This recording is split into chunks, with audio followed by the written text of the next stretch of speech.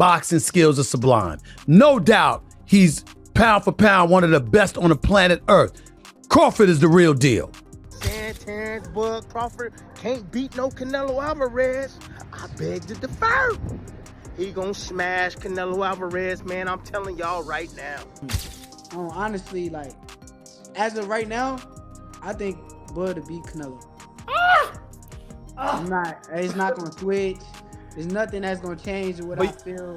StephenASmith and Max Kellerman didn't hold back in their assessment of Canelo Alvarez, pointing to a critical flaw that could prove disastrous against Terence Crawford.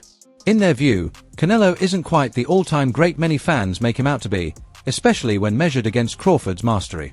They argue that Crawford's precision, adaptability, and seamless movement present a style Canelo simply cannot neutralize. For that reason, they predict Crawford won't just win, he'll make Canelo look second best in a decisive, one-sided performance. With Terence Crawford, not too soon. Maybe you take a year off and then come back and work your way to the 154, 160 division, and Terence Crawford be there and y'all want to meet again. That's cool. That's cool. But you don't need to be going back in the ring with him this December. I know that much. StephenASmith breaks down what he sees as Canelo Alvarez's biggest vulnerability, an overdependence on power shots. He argues that Canelo often trusts his raw strength to carry him through, but that formula won't work against Terence Crawford. Crawford's game is built on skill, timing, and flawless movement, tools that neutralize brute force. Stephen insists that beating a fighter of Crawford's caliber takes more than heavy hands, and Canelo's predictable reliance on power will ultimately be exposed by Crawford's superior ring IQ. You got a love for boxing. Love boxing. Who's gonna win the fight, man? That's coming up. The biggest fight in boxing. Crawford. Huh? Crawford. I'm not hesitating. Crawford. I'm not even hesitating. Crawford. You gonna stand on that all the way to September 13th? I love Canelo. Crawford will beat Canelo. Crawford will beat Canelo by decision. I can't see anybody knocking out Canelo Alvarez. But I do believe that if you can box and you can move, that you can beat Canelo.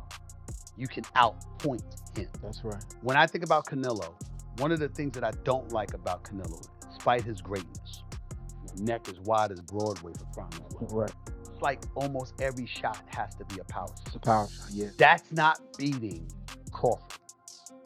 I will confess, think Gervonta Davis's trainer, Cal, I think he said this. He said Crawford could find himself in trouble if he decides to engage with Canelo, because Canelo is the naturally bigger, strong fighter. And I don't care that Crawford's gotten bigger, and I don't care that Crawford's gonna go in there just as big as Canelo. Canelo is accustomed to fighting at the weight, and Crawford is not. And Canelo is a genius in this regard. You don't see him show up for fights not ready. He's always prepared. He's always ready. He's always prepared. So I think he's the slower fighter, though. And I think that Crawford is brilliant as a boxer. And I think that between switching to conventional and southpaw, using his jab and movement, I think that Crawford is going to outpoint Canelo because he's fast. Max Kellerman delivers a sharp contrast between Canelo Alvarez and Terence Crawford in his breakdown of their potential clash. He highlights how Crawford's jab has become one of the most precise and effective tools in the sport, allowing him to control range and tempo with ease. By comparison, Canelo's jab, once a reliable weapon, has lost its sharpness, leaving him to lean more on raw power and counterpunching. Kellerman emphasizes that Crawford's timing, accuracy, and tactical intelligence could completely offset Canelo's size advantage, showing that skill and adaptability, not brute strength, are what win fights at the elite level. Crawford. Best defense. Crawford. Nowadays, Crawford. I would say early in the fight, Canelo. And earlier in his career, Canelo. But he hasn't been that kind of fighter in recent years. Although Crawford is also hittable. With any fighter, when you talk about their defense, the question is not, can they be hit with a shot? You take punches. Everyone, the greatest defensive fighters ever get hit. Pernell Whitaker, Willie Pep, Floyd Mayweather, they all get hit. The question is, can you hit them with combinations? And both guys are hard to hit. With the two-piece, hard to hit. So who has the best footwork out of the two? In terms of cutting off the ring, last fight notwithstanding, Canelo has gotten much better at cutting off the ring. But, you know, early in his career, he had a problem with that and was much more comfortable counterpunching. But overall, I have to say Crawford. If you go down the list and ask me about tactical advantages, most of them are Crawford. What Canelo has is size, and as a result, physical strength and punching power. Canelo also has a great chin. But in terms of, if you want to go skill for skill, especially the recent version of Canelo, who's had to turn into a seek and destroy guy, who had to learn as his career went on to cut off the ring and not just follow guys around. Like Lara, Trout, Floyd, he followed those guys around. He had trouble because he's really a natural counterpuncher who wants you to come to him.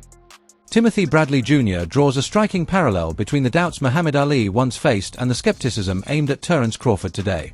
He reminds fans that many believed Ali had no chance against George Foreman's sheer size and power, yet Ali proved them wrong with brilliance, strategy, and unwavering resolve. Bradley sees Crawford walking that same path, with critics dismissing his chances against Canelo Alvarez due to the size gap. But, he argues, true greatness isn't defined by physical dimensions. It's forged through skill, preparation, and heart. Bradley notes that Crawford has spent an entire year tailoring his training for Canelo, a testament to his commitment to rewriting history, just as Ali once did. They said Ali couldn't beat George Foreman. Yep. They said that Jack Dempsey couldn't beat Jess Willard. Yeah. 6'6", Jess Willard, 250 plus pounds. Good old Jack Dempsey knocked them out. Yeah, they saying Terence Crawford can't beat no Canelo Alvarez. I beg to differ. He gonna smash Canelo Alvarez, man. I'm telling y'all right now. He gonna smash Canelo Alvarez. It's not gonna be a fair fight. I promise you that. It's not gonna be a fair fight. Because the minute he get acclimated to that punching power, it's gonna be over for Canelo Alvarez. Yeah, that wide swinging left hook, them big looping right hands. Oh, he can straighten that right hand. You don't think they're gonna be ready for that? Crawford and his team are the best in the business. Yeah, best in the business. Crawford has trained for this for an entire year. 1 year for one man. Thinking about him every day when he's out there grinding, watching video, studying film. Yeah, everybody talking about the weight. Ooh, the weight. Ooh, the weight, he too heavy. Chill. It was weight classes for a reason. And all of this crap. Man, you think greatness is just built on just being comfortable? Greatness is built on being uncomfortable. Yeah, before we even landed on the moon, it was an idea, right? It was an idea. And then they brought it to life, and we landed on the moon. I know there's some conspiracy theories out there saying that we didn't land on the moon, but you know what the hell I'm talking about. You get it? Yeah, we talk about size. Like size is everything. What about skill? What about mentality? Bernie, the boxer, firmly rejects the notion that Terence Crawford is undersized for this matchup. He argues that Crawford's frame and physical presence have long been underestimated, yet his success in higher weight divisions has already proven he can handle bigger men. Bernie stresses that Crawford isn't just a smaller fighter recklessly climbing the ladder, he's strategic, calculated, and fully aware of how to dismantle larger opponents. In his view, the fight won't be decided by sheer size, but by who can think faster, adapt better, and outmaneuver the other. He insists that Crawford and his team pride themselves on being sharper and more prepared than Canelo's camp, and that edge in intelligence could be the deciding factor. I've seen him in the gym, but have you seen the best Crawford under the lights, you think? When they say the best Crawford, I don't know. I like all Crawfords, how you do. You know, that's what makes him a dynamic champion. You know what I'm saying? The best Crawford is what it takes to win. You know what I mean? Now, some fights are more interesting than others. As far as, like I say, the fight with Klimov was a kind of a slow fight. You know, and maybe the Madrimov was a slow fight. Benavidez was kind of a slow fight until he knocked him out. But he was doing a lot of great things in there, so buzz fights, they're always exciting. You never know what's going to happen in those fights. So the best Crawford he's always at his best. GHX Patriot, thank you for the $2. Get the likes of BMB, best in the biz. Something when Bud walked Canelo down. No way he's too small. Fire.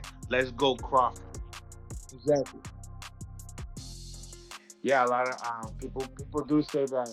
A lot of people are saying that they don't think that the walking down situation will happen because of the wrestling background, the grapplings, the tactics, the balance and stuff like that. Stuff that Bud knows how to do because of his wrestling background. What would you say? Man, I don't know nothing about no wrestling background. I mean, he did wrestle for a time, but he was not no national champion wrestler. He was not no real high school wrestler where he was wrestling all his years in high school. He wrestled. The man is just a freak of nature. He's an athlete. You understand? That's what it is. So his specialty is boxing. Okay, now he's strong as an ox. That's where his shit coming from. So they're not wrestling. It's not gonna be no fucking wrestling. You feel me? He's doing strength and conditioning training. He's strong as an ox, like we already know that. His hands is like baseball mitts. Canelo Alvarez has approached this showdown with notable humility, openly recognizing Terence Crawford as a true threat despite the size difference. He's admitted that at boxing's highest level, weight becomes less of a deciding factor because elite fighters know how to adapt and excel across divisions. Far from dismissing Crawford as an easy target, Canelo has made it clear he is preparing with full focus and discipline. He understands that Crawford's unique style demands more than relying on raw power. It requires precision, patience, and complete commitment. This mindset shows Canelo's professionalism and signals that fans may see both men push each other to their absolute peak. Terence is a smaller guy, and why do I need to fight this guy? For you, what changed? Tell me about the moment where you're like, you know what? Maybe I'll do this. This sounds like a good idea. No, if you're thinking about it, look how big turns this fight. It's a big fight. No, that's why made me change. Yeah, but I've been in his situation before, jumping weight classes. When you're a good fighter, that doesn't matter. So I'm not gonna focus on that. I'm gonna focus on training very hard because Crawford is a very good fighter. Yeah, tell me about your experience with that, because now it's reversed. He's coming up in weight.